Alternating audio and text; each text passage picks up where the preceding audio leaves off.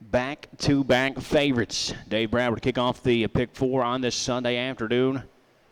Good news, we still have a couple of races to go. Even better news, we've got a high 5 carryover to shoot at in the last race today, race 10 over 4,300.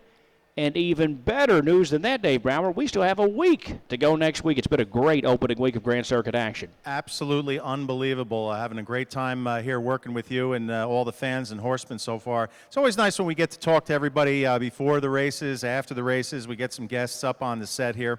And as far as the couple of favorites in a row, I guess we used up all those long shots early in the day, but that's okay. We still have 2 races to go to maybe produce a little bit of an upset. I know you got to leave me a little extra time there before that 10th race so I can get to the window and put in some kind of a super high 5 ticket. We're not going to get rich on here in the 9th race. This the second division, I think, the Captain Treacherous, the Bluegrass Pacers as well. Bettor's Wish has been one of the top 3-year-old Pacers, one of the glamour boys this season. He comes off a dominating win from a bad post in the $250,000 Kentucky Sire Stakes final. That was a nice bounce-back performance after getting clipped right at the wire in the Messenger Stakes by American Mercury. That photo finish, of course, cost him a chance to supplement to the Little Brown Jug, so we didn't get to see him in Delaware, Ohio, and the most disappointed guy I know was his trainer, Chris Ryder. So bounce-back time here, still plenty of time the rest of the season on the road to the Breeders' Crown. Bettor's Wish, when I look over this field, Gabe, I just think he's the best. I agree. He just completely seems to stand out in this group. He's such a talented and tremendous individual. Set of Bettor's Delight, nearing on $1.4 million. He did get a nice consolation prize, by the way, Dave Bauer, for maybe not getting to go to the Jug. He did come down and visit us here in that Kentucky Sire Stakes final. $250,000 purse there that he did pick up impressively. Over Can't Beach that.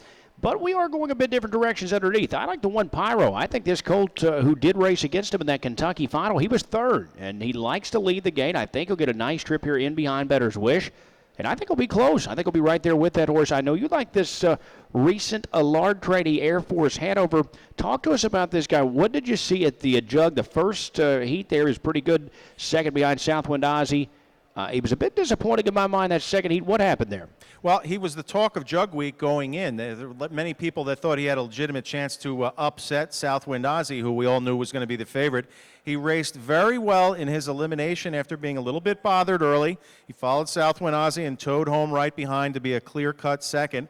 Then in the final, another difficult outside trip there, but when he was starting to get a little bit tired late, he encountered a locked wheels situation in the stretch. He could have been, he could have gotten a check. He ended up being elevated to the 5th spot, but he could have got a little bit more, I think, if that did not happen. He is drawn inside of Bettor's Wish, but so far from him, we haven't seen any supreme early speed since being taken over by Team Allard here. One of these days, I think Simon's going to leave with him. Who knows? Maybe today. It could be. He's up there right now, still sitting at a very solid second choice, right into that favorite 5-1.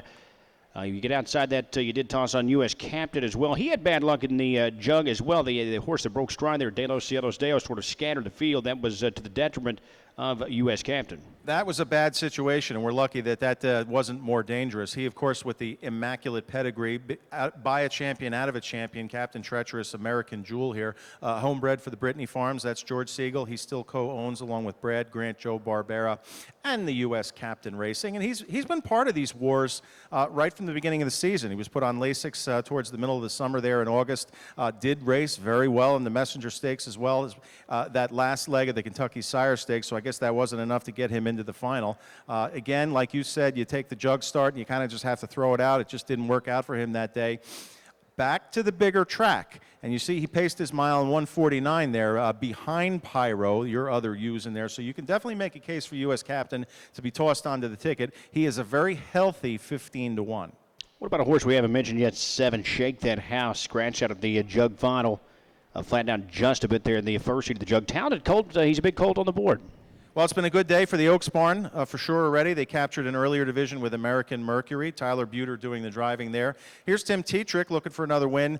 Coming off a scratch sick in the Jug final. He did make it. He set the pace in his elimination and got a little tired late. That was after they chose not to compete for the big money in the New York Sire Stakes final. Those are difficult decisions that the connections have to make. So the outside post will be the test for him. We'll see how the Bionic Man chooses to race him today.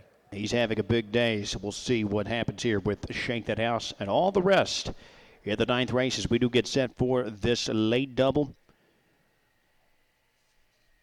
on this Sunday afternoon of opening week of the Grand Circuit. Racing at Red Bond. Don't forget again that super high five carryover in the 10th and final race this afternoon. 4,300 and change. Large carryover to shoot into here. And it's about 20 minutes away with race 10.